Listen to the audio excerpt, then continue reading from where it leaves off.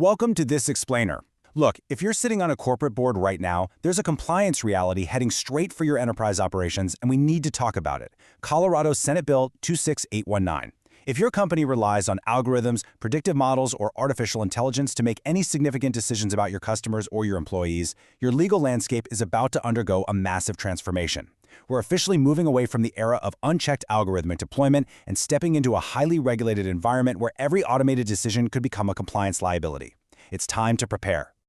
To map out the operational blast radius across your enterprise, here's our game plan today.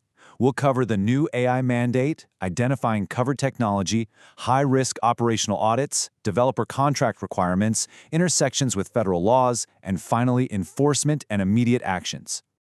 All right, let's jump right into part one, the new AI mandate.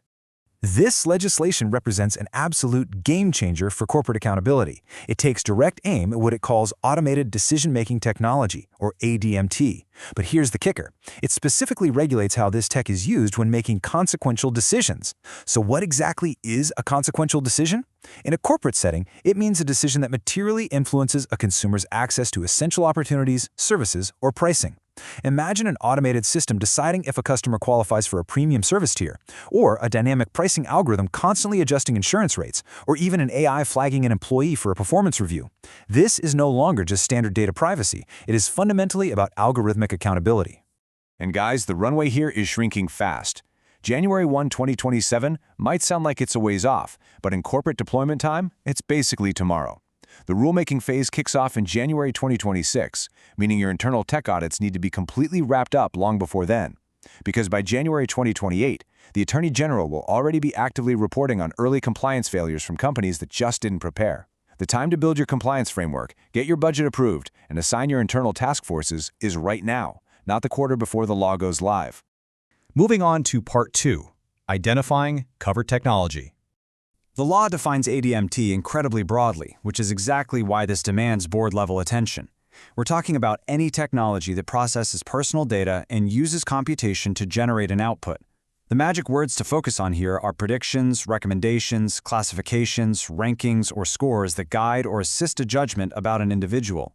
So, for example, if your customer service platform is using a machine learning model to generate a customer lifetime value score that decides how fast someone gets to talk to a real human, you are firmly in the compliance zone.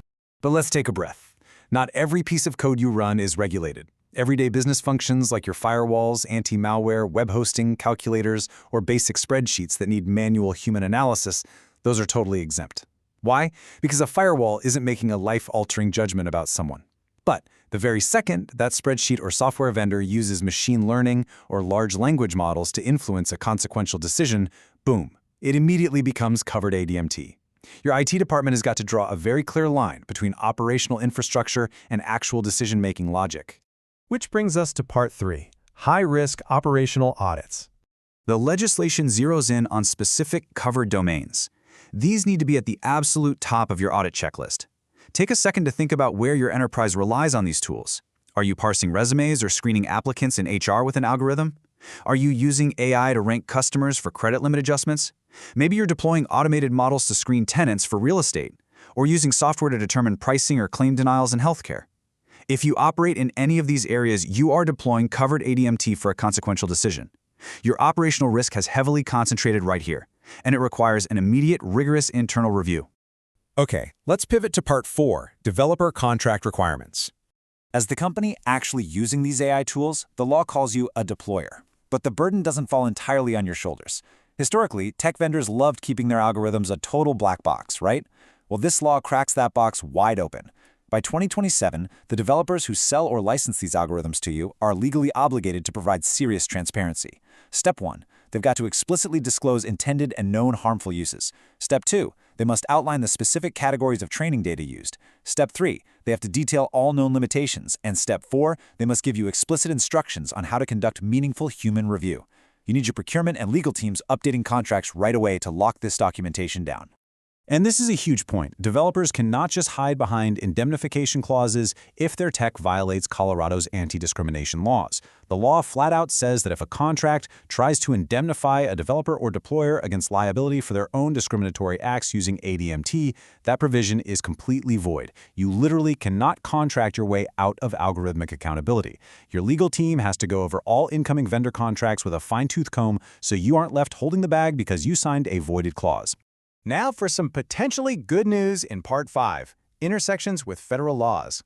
The folks who wrote this actually recognized how expensive and frustrating overlapping regulations can be, which is a massive win for your compliance budget.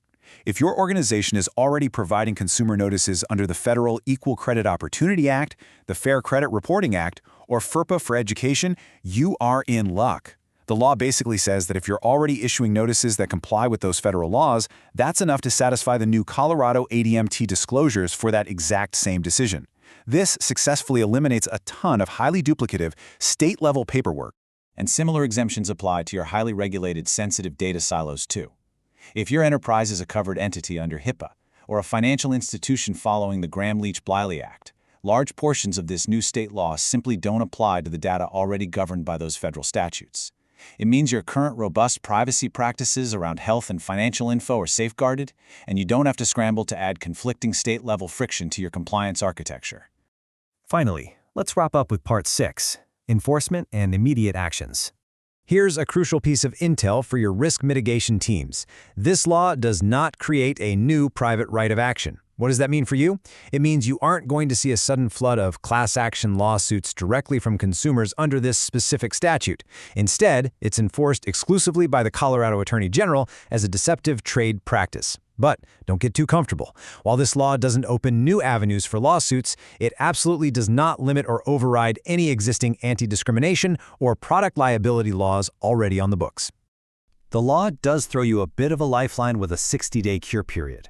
Before taking formal enforcement action, the Attorney General will issue a notice and give you a 60-day window to fix the problem.